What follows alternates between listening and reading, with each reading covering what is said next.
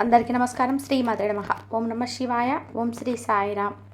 మే 31 తారీఖు శనివారం రోజున మేషరాశి వారికి ఒక రహస్యం అనేది బయటపడుతుంది. అంటే మేషరాశి వారి గురించి ఒక రహస్యం అనేది బయటపడబోతుంది. అంటే మే 31 తారీఖు మేషరాశి వారి గురించి ఎలాంటి రహస్యం అనేది బయటపడబోతుంది, మేషరాశి వారికి ఏం జరగబోతుంది, ఈ రాశిలో జన్మించిన వ్యక్తుల యొక్క గోచార ఫలితాలు ఎలా ఉన్నాయి అనేటువంటి పూర్తి అంశాలను ఈ వీడియోలో తెలుసుకుందాం. వీడియోని ఎక్కడ కూడా స్కిప్ చేయకుండా చివరి వరకు చూడండి. అప్పుడే మేమేం చెప్తున్నామో మీకు పూర్తిగా అర్థమవుతుంది. ఇక మేషరాశి అనేది రాశి చక్రంలోనే మొట్టమొదటి రాశి.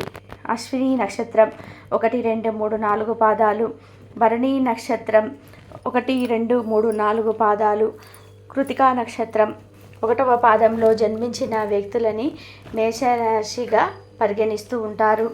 ఈ రాష్ట్రాధిపతి వచ్చేసి బృహస్పతి, కుజుడు.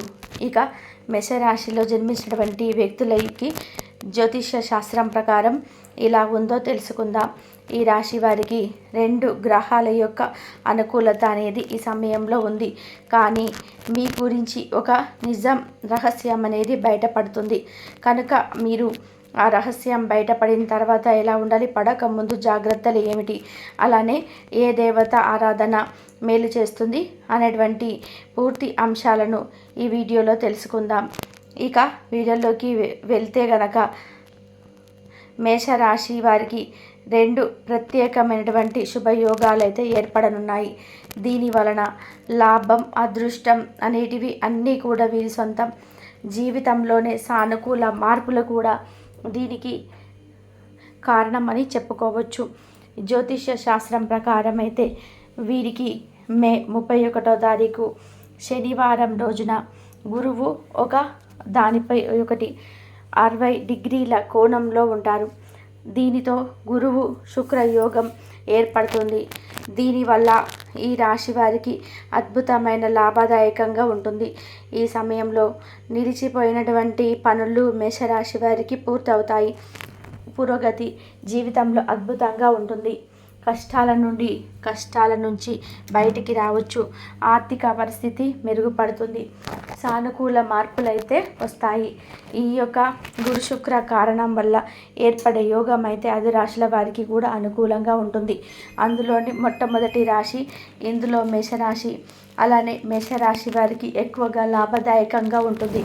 మరి ఈ రాశిలో మీకు ఒక రాశి మేషరాశి కాబట్టి ఈ మేషరాశి వారికి అన్ని విధాలుగా కూడా శుభయోగాలు ఉన్నాయి. కొన్ని విషయాల్లో జాగ్రత్తగా ఉండాలి. మనం నిత్య జీవితంలో రాశి చక్రాలు అలానే జ్యోతిష్యాన్ని నమ్ముతూ ఉంటాము. నిజానికి మనం ఏదైనా ఒక శుభకార్యం చేయాలి అన్నా, ఏదైనా ఒక నూతనంగా పనులు పూర్తి చేయాలి అన్నా, ఏం చేయాలన్నా ముఖ్యంగా మనకి జ్యోతిష శాస్త్రం ప్రకారం అయితే గ్రహాలు అయితే అనుకూలంగా ఉండాలి, నక్షత్రాలు బలం మనం ఉండాలి.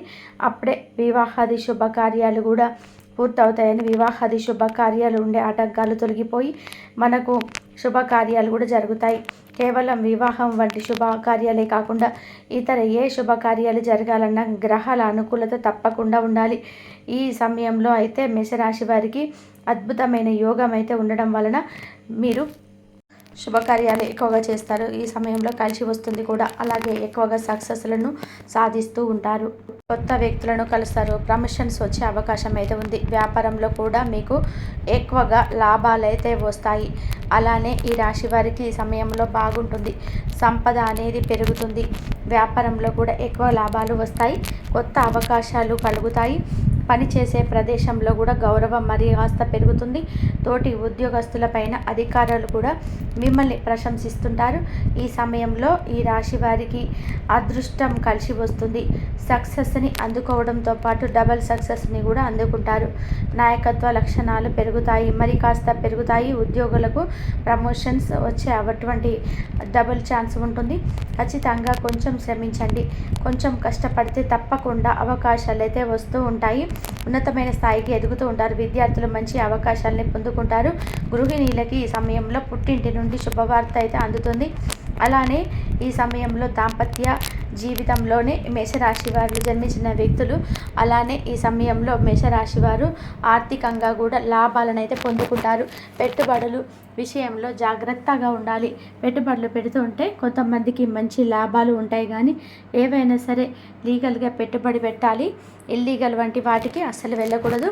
ఇక అలానే లాభాలు ఎక్కువగా రావడంతో పాటుగా కొత్త అవకాశాలు కూడా మిమ్మల్ని వెతుక్కుంటూ వస్తాయి.